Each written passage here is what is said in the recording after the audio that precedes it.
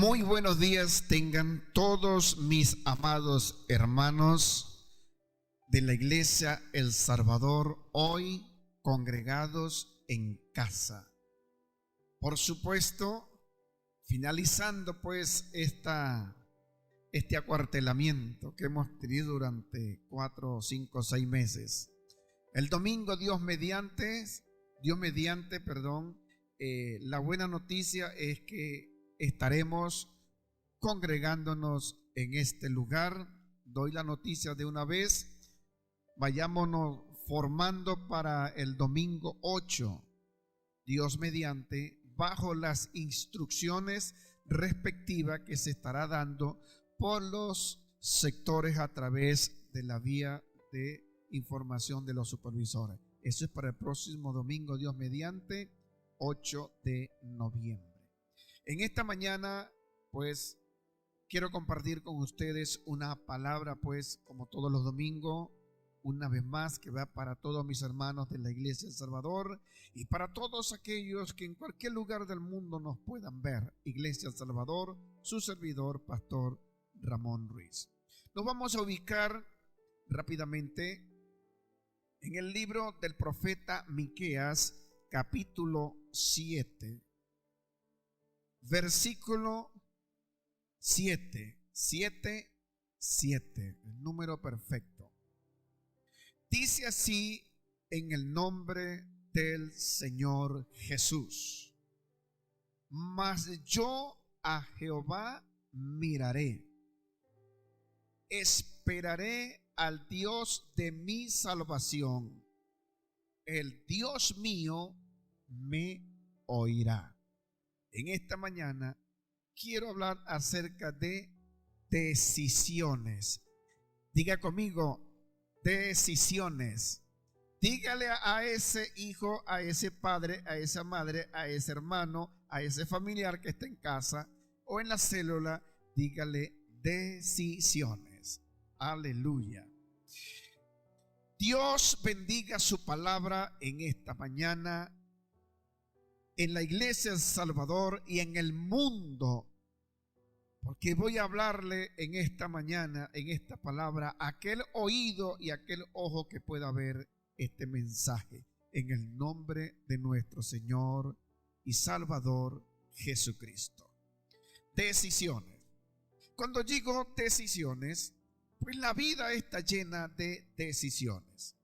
Y pues el profeta no es la excepción en lo que él afirma en este texto. Mas yo a Jehová miraré. Esa es una decisión. Esperaré al Dios de mi salvación. Es una decisión. El Dios mío me oirá, dentro de la decisión que toma el profeta.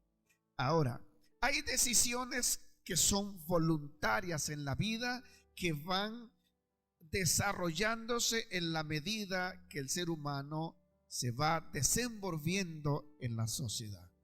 Pero hay decisiones también que son tomadas por razones de, y más o menos este es el caso del profeta Miqueas. Hay una situación adversa que está viviendo el profeta Miqueas. Y para aclarar más esa situación social que está viviendo el profeta Miqueas en medio de un desbarajuste o en medio de un declive social, si se quiere decir, de una desintegración social. Los versículos que anteceden lo declaran, lo afirman, lo hacen ver así. Voy a leerlo y usted use la imaginación del contexto social que estaba viviendo el profeta Miqueas. Dice así en el pueblo de Israel, dice así: ay de mí, dice Miqueas, porque estoy como cuando han recogido los frutos del verano, como cuando han rebuscado después de la vendimia y no queda racimo para comer. Mi alma deseó los primeros frutos, faltó el misericordioso de la tierra, y ninguno hay recto en entre los hombres. Todos acechan por sangre. Cada cual arma red a su hermano. Para completar la maldad con sus manos, el príncipe demanda y el juez juzga por recompensa. Y el grande habla el antojo de su alma y lo confirma. El mejor de ellos es como el espino, el más recto como zarzal. El día de tu castigo viene, el que anunciaron tus atalayas. Ahora será confusión. No creáis en amigo, ni confiéis en príncipe. De la que duerme a tu lado, cuídate, no abras tu boca, porque el hijo deshonra al padre, la hija se levanta contra la madre, la nuera contra su suegra, y los enemigos del hombre son los de su casa. Mas, dice el profeta, yo a Jehová miraré, esperaré al Dios de mi salvación, el Dios mío oirá. Ese era el contexto social en el cual estaba viviendo el profeta Miqueas. Como cosa parecida, yo no sé si usted le hace algo parecido al contexto social que estamos viviendo en estos tiempos en nuestra amada Venezuela. Cuando usted oye las noticias, lo que oye es injusticia, inmoralidad, cárcel, preso, miseria, hambre, robo, hurto, corrupción, inseguridad, no hay paz, colas, no hay esto, no hay aquello, otro. Pero sobre todo el caso de la corrupción y de la injusticia, pues le obligan a cualquier creyente a fijar una posición. Le obligan a cualquier creyente en Cristo, a cualquier ministro, a cualquier líder, a cualquier persona que se desenvuelva en cualquier ámbito de nuestro mundo público, empleado, empleador, oficial, te obliga a tomar una decisión.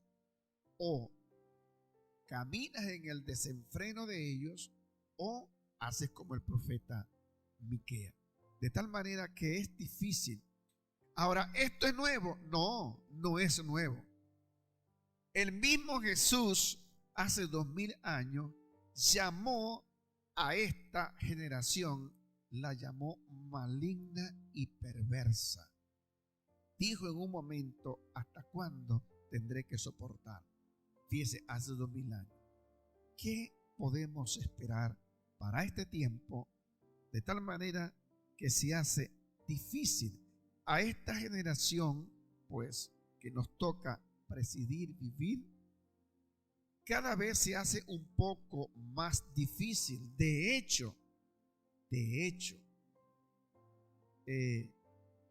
en este sentido, para la iglesia, pues es como afirmar los últimos tiempos del peregrinaje de la iglesia en la tierra. Bien, en este caso voy a hablar de decisiones. La vida comúnmente está entre decisiones que debemos tomar, unas por convicción, unas porque tenemos que tomarla y otras porque nos obligan a tomarla. En el campo de la fe, todo aquello que manche mi prestigio y que desvíe la razón de ser yo como cristiano, yo tengo que tomar una decisión. Permita pues que te hable entendimiento en esta mañana para tomar la mejor decisión que debes tomar en el nombre del Señor. Voy a desglosar este texto en 3 oraciones. Mas yo a Jehová miraré. Número 1, la oración número 1. Como la homilética me permite dividirlo, yo lo voy a dividir en 3 cuerpos. 1, mas yo a Jehová miraré. Segundo, esperaré al Dios de mi salvación. Y el tercero, el Dios mío me oirá. Y a cada división la vamos a transformar en una oración de subtema. La primera oración que sacamos dice en el texto, dice: mas yo a Jehová miraré. La primera decisión que toma él en medio de todo esto es: mas yo a Jehová miraré. Y lo vamos a transformar en otra oración. Y la oración que vamos a transformar, es una decisión de fe. ¿Qué dije? Dije una decisión de fe. La fe, obviamente, la vamos a ver de tres maneras. Está la fe por el mirar. Él dijo: mas yo a Jehová miraré. Es un campo de fe. Miraré. Está la fe por el mirar. Está la fe por el sentir. Y está la fe por convicción. Aunque el profeta dijo: mas yo a Jehová miraré, no podemos tomarlo en el sentido de la fe por el mirar. La fe por el mirar, por lo general, es la fe que nos arrastra hacia la idolatría. Es la fe donde mis ojos tienen que ver la imagen de Dios para creer. Y por eso esa idolatría, pues que no es nuevo, permitió que nosotros, los seres humanos, pues podamos ver por la imagen del Cristo crucificado que nos presenta la religión, que nos presenta pues las costumbres, la película. Pues mientras nosotros estamos viendo, estamos creyendo. Y eso es lo que Satanás pues ha cegado para que nosotros solamente veamos, pero estamos creyendo mientras estamos viendo algo tan sencillo. Por ejemplo, el religioso. El religioso, mientras está congregado y está viendo la imagen de Jesús, él está creyendo. Pero una vez que él sale de su templo y la imagen de Jesús quedó en el templo, él dejó de creer. Sigue siendo la misma persona, con el mismo desastre, con el mismo pecado, la misma fornicación, el mismo adulterio, la misma borrachera, los mismos vicios, la misma droga, la misma situación, la misma pelea, la misma infidelidad dentro del hogar. Sigue siendo la misma situación, no hay cambio, porque él creyó mientras estaba viendo en el lugar donde estaba congregado lo que alimentaba su fe.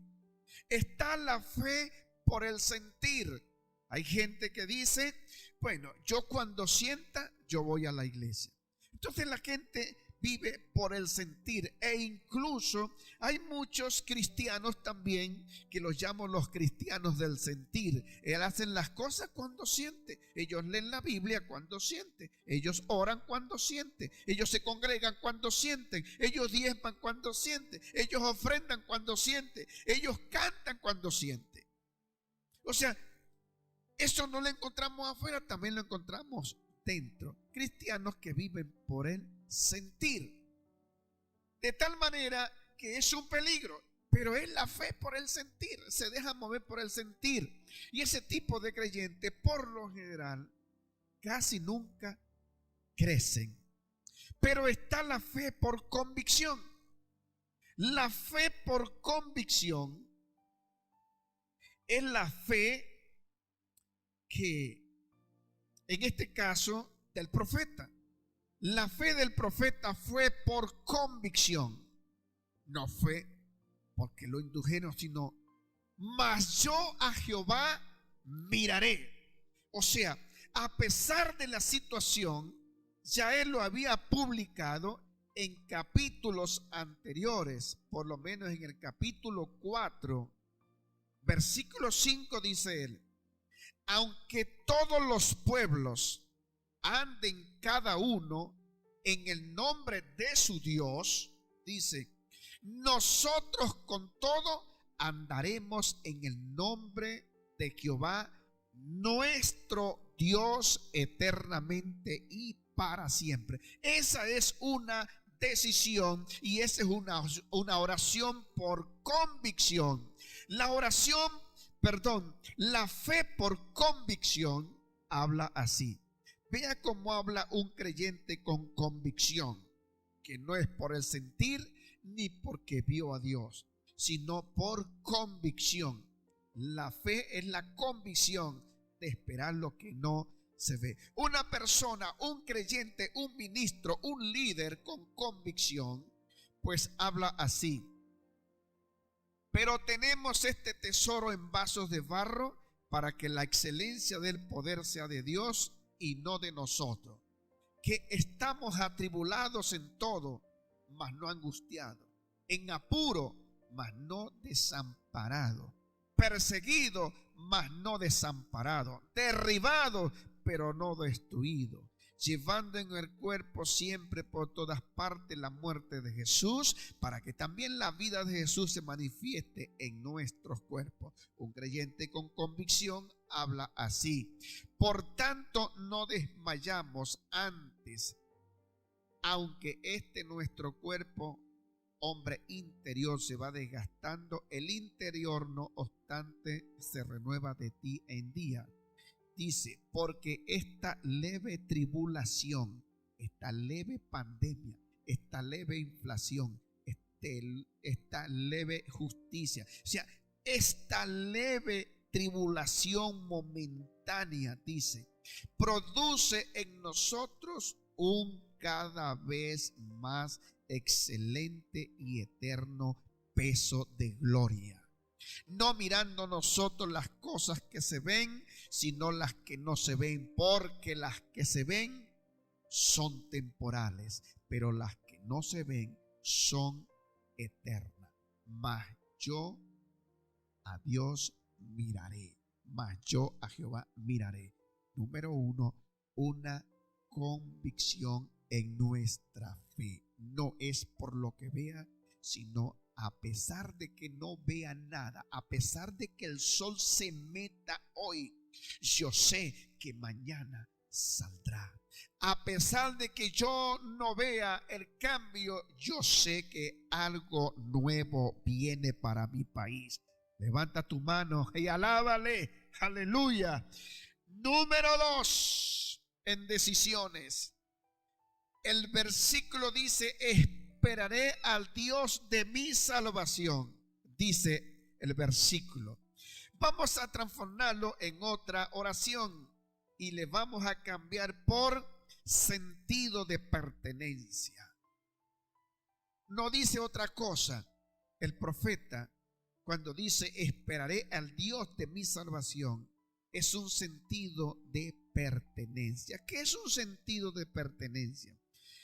Sentido de pertenencia tiene que ver con identidad, identidad ciudadana, identidad del reino, identidad con mi fe.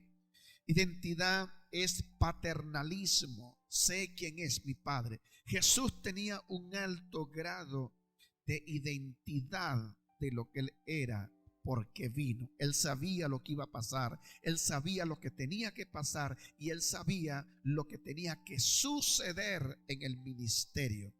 Tanto que Él decía, mi Padre y yo uno somos. Mi Padre trabaja y hasta ahora yo trabajo, porque yo hago las cosas que veo de mi Padre. Quiero desglosar la segunda expresión que usa el profeta en su decisión. Aclaro, él tomó una decisión de no caminar y no parecerse en nada al tipo de sociedad en la cual él estaba viviendo. Creyente, nos toca tomar una decisión. Número 2, sentido de pertenencia. Estoy aclarando que es identidad, es paternalismo, así como el padre conoce a su hijo y su hijo conoce a su padre. Tristemente, hay en la sociedad hijos que no conocen a su padre. Obviamente, padres que no saben qué fue de su hijo. Pero sobre todo en este caso, el que más padece es el hijo que no conoce a su padre. Muy bien. También está identidad congregacional. Hay gente, amados hermanos, hay creyentes que no tienen identidad con su congregación. Ni siquiera en la congregación del Señor. Son creyentes ermitaños, viven en cuevas, no sé, pero ellos parece que son felices así. Hay creyentes antisociales no, creyentes asociales, quise decir. O sea, solos, solitarios, como Juan el Bautista, solo, pero son creyentes. Pero no tiene una identidad congregacional. Creyente que vive de iglesia en iglesia, o sea, de congregación en congregación. Creyentes que nunca crecen, por lo general son los mismos. Usted lo ve este año. Bueno, este año estoy en la iglesia Salvador, pero el año que viene voy a estar en la iglesia la que está vecina y así. No, yo estoy ahora congregándome en Maracay. No, ahora estoy en una iglesia que está por allá en mi barrio. Así había un hermano en una oportunidad que no tenía congregación fija. Yo le dije, mire hermano, yo creo que para que tú tengas congregación, tú tienes que formar tu propia congregación y pastorearla tú mismo. Bueno, déjeme decirle que él fue y fundó su propia congregación. Y es tanta la falta de identidad que no se pudo identificar con la congregación que él mismo formó y que estaba pastoreando, y tuvo que renunciar. Qué terrible, ¿a dónde llegamos nosotros? Pero identidad es eso, es paternalismo, es identidad congregacional. Hay gente que dice estas expresiones: todos somos hijos de Dios. Déjame decirte algo, los que tengan este concepto filosófico como propiedad. La expresión todos somos hijos de Dios es una expresión de escapismo más que todo, para no enfrentarse a la realidad de lo que somos. Nosotros somos el ser humano. Una vez que el hombre peca en el huerto del Edén, pues desde el Edén hasta Cristo somos creación de Dios. No nada que ver con el evolucionismo, con el darwinismo, con el creacionismo. No, creación especial de Dios es el ser humano. Y obviamente todos somos criaturas de Dios, pero hijos, no todos somos hijos de Dios. Primero, nadie puede ser padre si no engendra. Nadie puede ser madre si no pare, si no da a luz. Lo que te quiero decir con esto, que una vez aparecido Jesús en el escenario, capítulo 1 del Evangelio según San Juan, versículo 12, dice: a los suyos vino, mas los suyos no le recibieron. Mas los que le recibieron les dio potestad, derecho de ser hijos de Dios, los cuales no son engendrados por voluntad de varón o de carne, sino por la fe en Cristo Jesús. De tal manera que la fe salvífica nos constituye en Dios hijos por medio de nuestro Señor Jesucristo. Y el Hijo debe estar con el Padre. Así es que si usted no tiene a Padre, al Dios eterno como su Padre, usted es un bastardo. Así lo dice la Biblia. Pero en Cristo Jesús no somos ya esclavos. En Cristo Jesús somos más que eso. Somos hijos de Dios. Y si somos hijos de Dios, quiero incitarte que también somos herederos de Dios a través de Cristo Jesús. Mira todo lo que nos da la facultad de la fe en Cristo Jesús. Aleluya. Somos coherederos juntamente con Cristo de las herencias eternas. De tal manera que para ser hijo de Dios hay que amalgamarse a la fe, hay que renunciar a la fe idolátrica que comúnmente vemos y nos quita la realidad de la perfección, la integridad, la grandeza de nuestro Dios eterno en Cristo Jesús, porque esa es la obra de Satanás. Dice la Biblia que es el padre de mentira, y su mentira nunca la trabaja con la mentira, es con la verdad, y te hace ver y te presenta un Cristo de la realidad, pero detrás te está induciendo las mismas puertas del infierno. Cristo vino para deshacer las obras del diablo y para que tengamos vida y vida en abundancia. Aleluya, es lo que te recomiendo hoy. Conviértase a Cristo. Esto es contigo.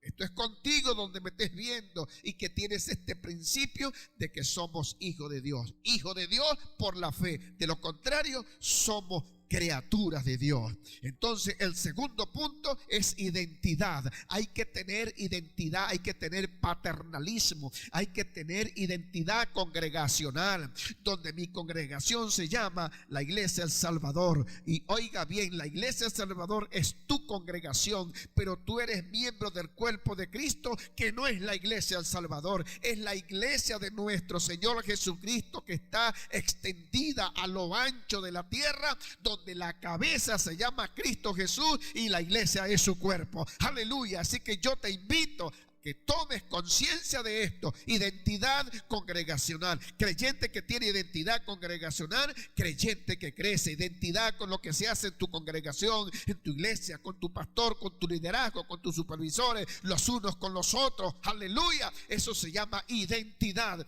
Por eso él dijo, por eso dijo el profeta: esperaré al Dios de mi salvación. No es el Dios de la oportunidad, el Dios cuando tengo problemas, el Dios que salva mi vida por la fe en Él. Y número 3 del versículo, que es la parte última, dice: el Dios mío me oirá. Esa es la gran decisión que toma el profeta ante la situación que estaba viviendo. Esa representa la confianza en sus promesas. Entonces repito, número 1, una decisión de fe por convicción. Número 2, sentido de pertenencia. Sé de dónde vengo y para dónde voy y quiénes son mi gente. Y número 3, el Dios mío me oirá. Eso equivale a una confianza en sus promesas mientras yo esté en la tierra. Hay promesas que son después de la muerte, y hay promesas que son mientras yo vivo en la tierra. Una de las promesas que yo puedo tener en la Biblia garantizada en Cristo, muy aparte de la salvación, es que yo creo que Jehová, Dios, Él es mi proveedor. Jehová Jireh. Y más en este tiempo que estamos en Venezuela, más de lo que resistimos en nuestro país, creo más que Él sigue siendo Jehová Jireh, el Jehová de la provisión. Tanto que hasta el colectivo en Venezuela lo dice. No el colectivo político, el colectivo como ciudadano de a pie. Han sentido que nosotros vivimos en medio de una provisión de Dios. Le voy a poner un ejemplo. Vea esto. Usted todo lo que compra, esto no se entiende. Usted todo lo que compra, lo compra en dólares. Pero lo que usted recibe, lo recibe en bolívares. Por ejemplo, a usted le pagan en un salario que su salario semanal le alcanza para comprar una harina pan que ya está en $1. Pero cuando usted va a comprar compra en dólar. Eso, nada más por allí, en Venezuela, vivimos de milagro en milagro en esta inflación. Sépalo al mundo, porque seguimos creyendo que Dios es el proveedor de los venezolanos de a pie. Así que Dios nos ayude. Confianza en sus promesas. El salmista David dijo: mi confianza es puesta en Jehová, no seré avergonzado. Creo en mi provisión de parte de Dios. Creo en su resguardo. Creo en su sustento. Creo en su salud. Creo, aleluya, firmemente en la esperanza que tenía el patriarca Job. Job, en medio de su angustia, pero su convicción puesta en Dios, él dijo: yo sé que mi Redentor vive y él del polvo de la tierra me levantará. Jesús le dijo a María, le dijo a la hermana de Lázaro, le dijo a Marta: ¿no te he dicho que si crees verás la gloria de Dios? Yo soy la resurrección y la muerte. El que cree en mí, aunque esté muerto, vivirá. Y una vez dicho estas palabras, aleluya, en el relato le dijo a Lázaro: Lázaro, ven fuera. Hay un día en que la voz de Dios se oirá con estruendo. La voz de Dios se vendrá desde el cielo como trompeta. Sonará y los muertos en Cristo resucitarán, aleluya, oirán la voz y los sepulcros se abrirán, porque hay una esperanza de redención para todo aquel que cree en Cristo Jesús, aunque venga la muerte, aleluya, porque es una ley que tiene que suceder, gloria al Señor. Aún así mi esperanza me dice que aún del polvo de la tierra me levantaré en victoria, en un cuerpo no corruptible, sino un cuerpo vestido de incorrupción, aleluya, a la voz de nuestro Señor Jesucristo. Esa es la esperanza de convicción de todo aquel que cree en Cristo Jesús, no solamente de una vida en la tierra, sino una vida más allá, aleluya. Es aquel más allá que le permitió Dios a San Pablo ver en el capítulo 2 de la segunda carta a los Corintios, aleluya, que le fue permitido, le fue permitido por soberanía de Dios ir a un lugar, dice, al tercer cielo, que lo llama paraíso, donde le fue permitido oír cosas y ver cosas que no le es dada a la mente y el lenguaje humano explicarlo, porque eran demasiado para la mente natural.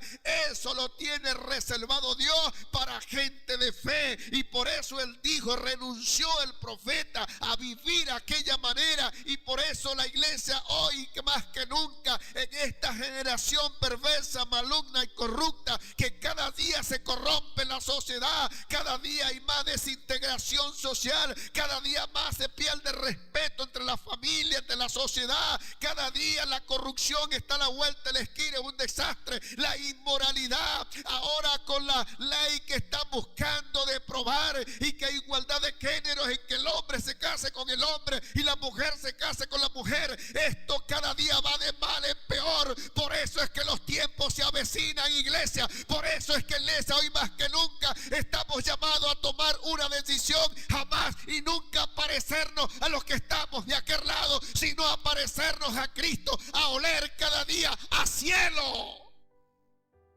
Aleluya. Así es que en esta mañana te insto a tener una buena decisión por Cristo. Usted que no tiene a Cristo en su corazón y que está oyendo este mensaje y que está viendo este predicador, quiero decirte una verdad, aleluya. Hay un día que tus ojos se van a apagar, pero permita el Señor que antes que eso suceda, le entregues tu vida a Cristo Jesús, aleluya, en la esperanza, en la redención, y aquel que levantó a Cristo Jesús de los muertos también nos levantará a nosotros. Así es que te animo, iglesia que me estás oyendo, no es momento de retroceder, es momento de afianzar nuestra fe en Cristo Jesús, aleluya. Así es que bendiciones a todos, bendiciones en el Señor, iglesia, paso de vencedores. El domingo, Dios mediante, nos veremos en este lugar. Señor, bendiga en esta mañana. Señor, le he predicado a alguien que no te conoce y que ha oído este mensaje. Es con él, Dios, te pido que nazca en el corazón de él la fe de la redención en el nombre del Señor. Gracias, Padre. Muchas gracias. Bendiciones a todos, se les quiere. Un abrazo en vuestras casas.